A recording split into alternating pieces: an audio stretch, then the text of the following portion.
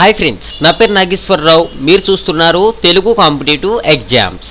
చూడండి ఫ్రెండ్స్, ఆంధ్రప్రదేశ్లో డిఎస్సికి సంబంధించి ఒక ముఖ్యమైనటువంటి అప్డేట్ అయితే రావడం జరిగింది.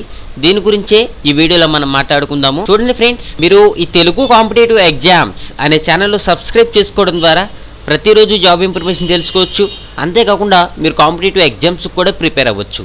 చూడండి, మనకి రాష్ట్రంలోని ఉపాధ్యాయ పోస్టుల భర్తీకి విద్యాశాఖ ద్వారానే చేపట్టాలని ప్రభుత్వం నిర్ణయించింది.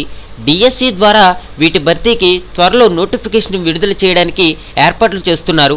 మంత్రి గంటా శ్రీనివాసరావు గురువారం విద్యాశాఖ ఉన్నతాధికారులతో సమీక్ష నిర్వహించారు. రాష్ట్రంలోని ప్రభుత్వ, జెడ్పీ, మున్సిపల్ శాఖల స్కూల్లోని టీచర్ పోస్టులతో పాటు వివిధ గురుకుల పాఠశాలలో మొత్తం ఖాళీ టీచర్ పోస్టులు 9,275 భర్తీ చేయడానికి ఇటీవల ఆర్థిక శాఖ జీవో 153ను విడుదల చేసింది.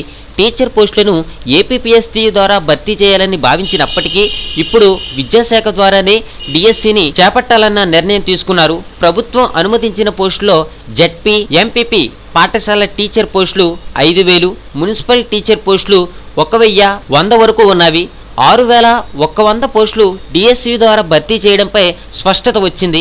సాంఘిక గిరిజన, వెనుకబడిన సంక్షేమ గురుకుల, ఆశ్రమ, అదేవిధంగా మనకి రెసిడెన్షియల్ స్కూలులోని 3,175 పోస్టుల భర్తీపై ఇంకా స్పష్టత రాలేదు.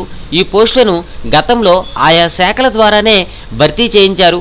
ఈసారి వీటిని కూడా డిఎస్సి ద్వారా భర్తీ చేయాలని విద్యాశాఖ భావిస్తుంది.